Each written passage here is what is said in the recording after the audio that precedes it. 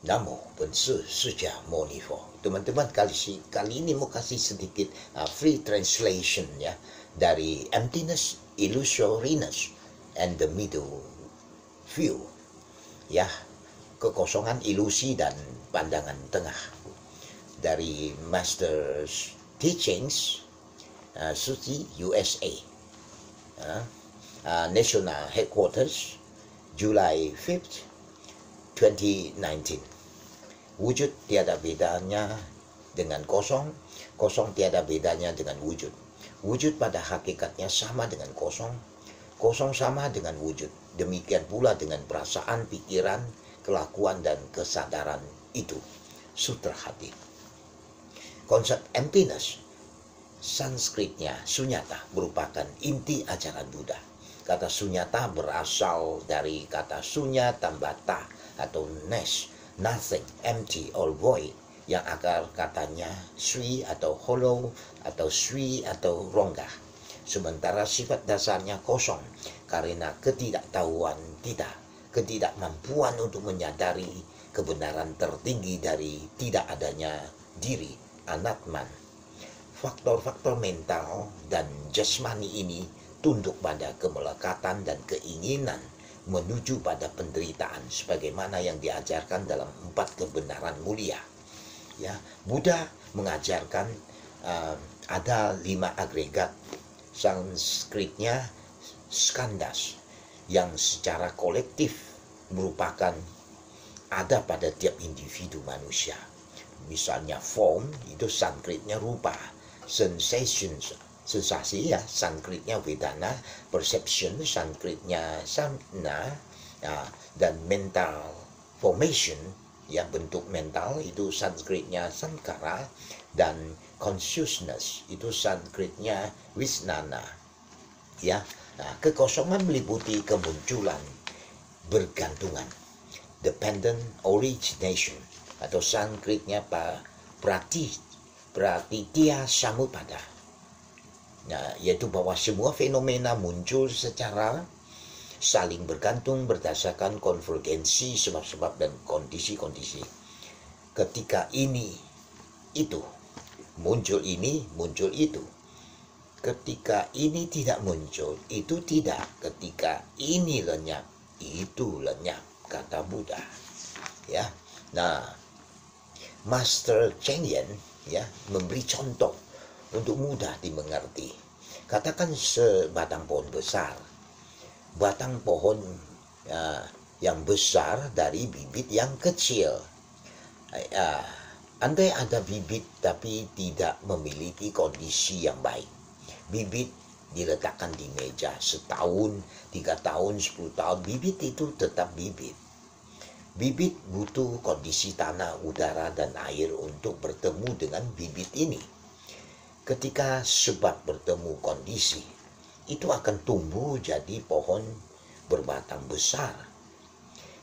Jika kita pisahkan semua kondisi ini, kita sadari semua fenomena muncul, saling tergantung tanpa, sehingga esensinya kosong. Master Cheng Yen menunjukkan bahwa di samping pandangan konsep kekosongan, kita harus sama-sama bisa membentuk pandangan lainnya, pandangan ilusi.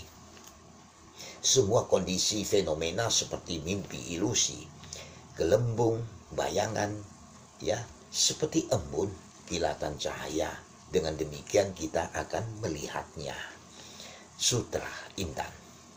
Kitab suci Buddhis menunjukkan bahwa semua fenomena seperti ilusi, ya, Sanskritnya maya, gabungan istilah dari ma, not, dan ya, this, metafor untuk wujud termasuk bola salju, tumpukan tanah, gelembung air, awan guntur, atau gumpalan busa pada gelembung.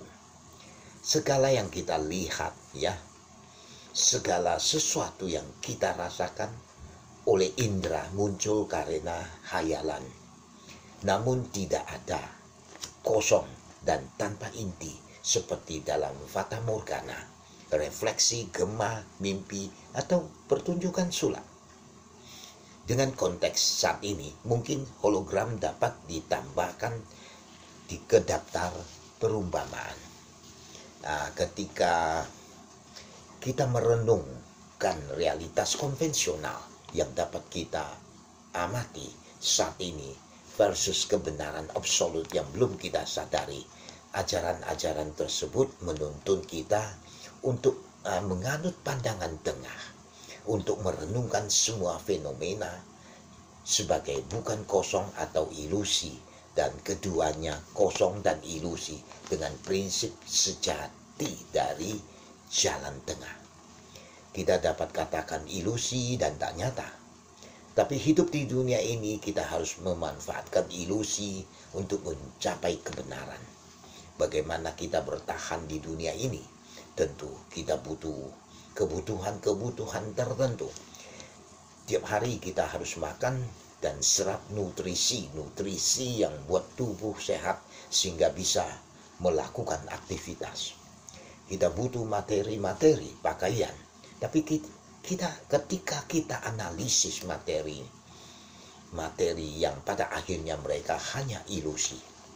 Kita tergantung pada banyak benda-benda materi yang ilusi dan lingkungan di mana kita tinggal. Walaupun mereka ilusi, kita bisa pergunakan untuk mengolah yang benar. Yang benar adalah true suchness, seperti Sanskrit, ta, yang menunjukkan sifat hakiki dari realitas yang berlaku.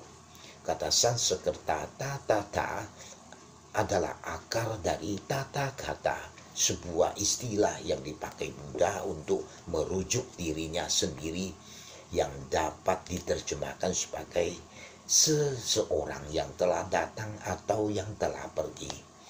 Kebenaran ini dapat dikatakan menjadi sifat Buddha atau Buddha nature.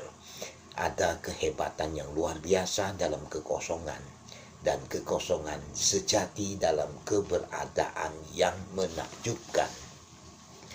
Ada keberadaan yang menakjubkan atau hebat di dunia ini. Sebabnya kita semua secara intrinsik memiliki sifat Buddha, sebab secara prinsip abadi. Pandangan kekosongan dan pandangan ilusi adalah bagian dari proses kultivasi spiritual. Hal terpenting adalah pandangan tengah. Dengan harmonisasi tiga pandangan, kita faham bahwa segala sesuatu bukan ilusi atau nyata, dan keduanya ilusi dan nyata. Maka kita renungkan prinsip-prinsip realitas akhir dari semua fenomena.